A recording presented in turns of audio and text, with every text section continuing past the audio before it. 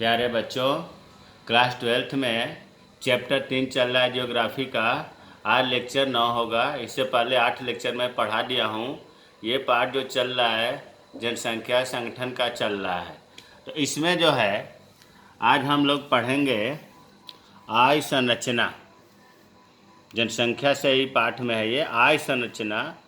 किसी जनसंख्या की आय संरचना से तात्पर्य विभिन्न आय वर्गों में स्त्रियों और पुरुषों की संख्या के ज्ञान से है।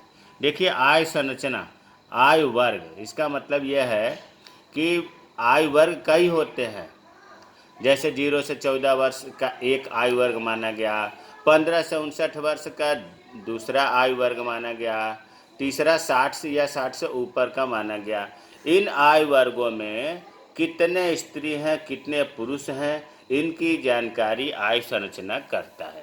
तो इसकी परिभाषा कैसे हो जाएगी कि किसी जनसंख्या की आयु संरचना का तात्पर्य विभिन्न आयु वर्गों में स्त्री और पुरुषों की संख्या कितनी है जानकारी प्राप्त होती है। आयु वर्ग और उनकी विशेषताएं। पूरे आयु का मतलब होता है कि कितने वर्ष। 0 से 14 वर्ष आयु। 0 मतलब सबसे न्यूनतम छोटा बालक है, उससे लेकर के और 14 साल तक के बालक को हम इसमें रखते हैं, इस आयु वर्ग में रखते हैं। अभी हमने बताया कि 3 आयु वर्ग होता है, 0 से 14 वर्ष, 15 से 59 वर्ष और 60 प्लस, मतलब 60 और 60 से अधिक। 0 से 14 वर्ष जो होते हैं उनको कहा जाता है बाल तथा तरुण आयु वर्ग।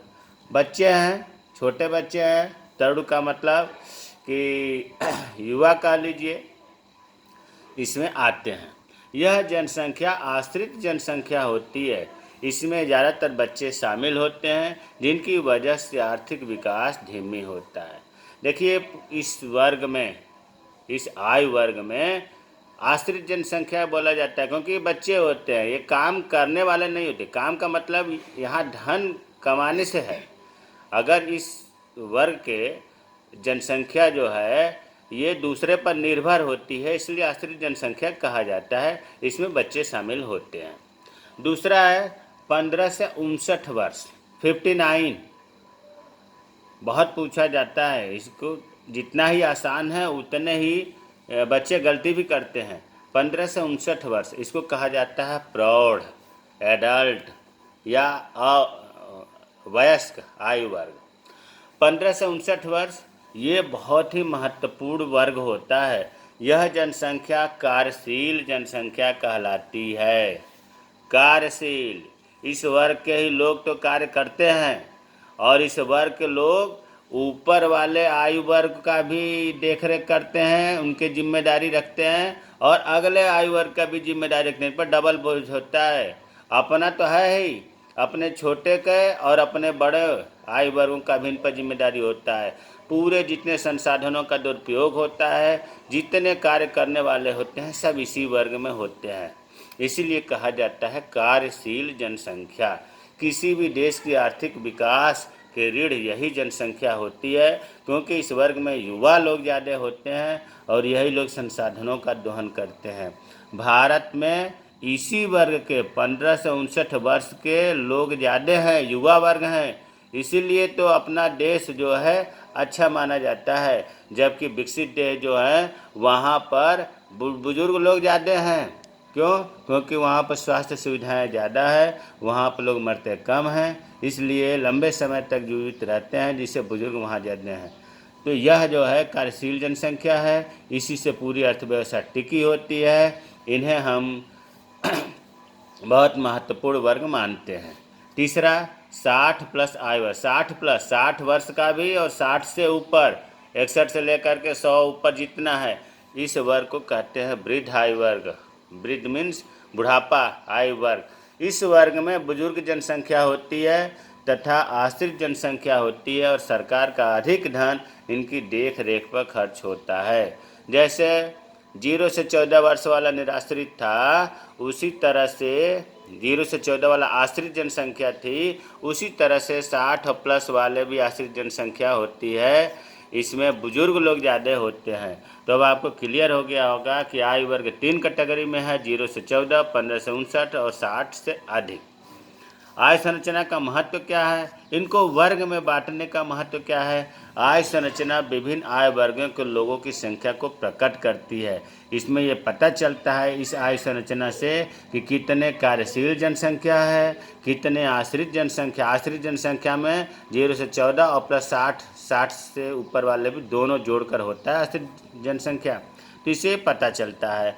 दूसरा, विभिन्न आय वर्ग के लोगों की संख्या को प्रतिशत में प्रकट करते हैं। विभिन्न जो संख्या पता चल जाएगा तो इनको हम प्रतिशत में भी निकाल लेंगे। और ये तीसरा महत्व यह है कि जनसंख्या संगठन के जो घटक बताए गए थे, जैसे आपको बताया गया था लिंगानुपात, साक्षरता, आवास का स्थान, आय संरचना। तो आय संरचना बहुत ही महत्वपूर्ण घटक है जनसंख्या संगठन का। अब उसमें जनसंख्या संगठन में एक और था कि आवास 2 तरह के, ग्रामीण तथा नगरीय जनसंख्या संगठन। अब हमने दोनों का अंतर कर दिया ताकि इससे अगर ग्रामीण जनसंख्या संगठन के बारे में पूछा जाए तो ये लिखा जाएगा, नगरीय जनसंख्या संगठन के बारे में पूछा जाए तो ये लिखा जाएगा। पहला, गांव में रहने वाली जनसंख्या को ग्रामीण जनसंख्या कहते हैं, नाम से ही क्लियर हो रहा है। नगरों में रहने वाली जनसंख्या को नगरीय जनसंख्या कहते हैं, यह भी नाम से क्लियर हो रहा है। गांव में रोजी रोटी के लिए क्या करते हैं, प्राथमिक व्यवसाय। आगे हम लोग पढ़ेंगे पूरे व्यवसाय को, मतलब कार्यशील जनसंख्या 4 भागों में बटी होती है। प्राथमिक व्यवसाय, द्वितीयक व्यवसाय, तृतीयक व्यवसाय, चतुर्थक व्यवसाय। प्राथमिक व्यवसाय ग्रामीण जनसंख्या करती है। इसमें आता है खेती, पशुपालन, खनन कार्य करना, मछली पकड़ना, वनों को काटना, छोटे मोटे कुटीर उद्योग गांव के लोग करते हैं। नगर के लोग क्या करते हैं, देखो प्राथमिक व्यवसाय छोड़ करके जितने ऊपर के होते हैं, द्वितीयक, तृतीयक, चतुर्थक, पंचम व्यवसाय, सब नगरीय जनसंख्या वाले करते हैं। इसमें उद्योग होगा, परिवहन होगा, व्यापार होगा, सेवाएं होंगी, ये इनके कार्य होते हैं। ग्रामीण जनसंख्या, ग्रामीण इलाकों में जनसंख्या घनत्व भी कम होता है। गांव में आबादी कम होती है, लोग कम होते हैं। जनसंख्या घनत्व की परिभाषा बताया गया था कि प्रति वर्ग किलोमीटर में रहने वाली जनसंख्या को जनघनत्व कहते हैं, जबकि नगर में, शहरों में जनसंख्या घनत्व बहुत अधिक होती है। चौथा अंतर, ग्रामीण लोग सरल, सीधे साधे होते हैं और सामुदायिक भावना से, धर्मनिष्ठ से ओतप्रोत होते हैं। गांव में सामुदायिक भावना, अगर बगल में कोई बुढ़ा आ गया, कोई भूखा आ गया तो उसे तुरंत गांव के लोग हेल्प करेंगे, खाना खिलाएंगे, घर बैठाएंगे। जबकि नगर के लोग सामाजिक दूरी बनाकर रखते हैं, कोई किसी से मतलब नहीं रखते हैं, सामुदायिक भावना की कमी होती है, पड़ोसी खाया कि नहीं खाया कोई इससे मतलब नहीं होता है। तो चैप्टर 3 में आय संरचना आज हम लोग पढ़े। जय हिंद, जय भारत।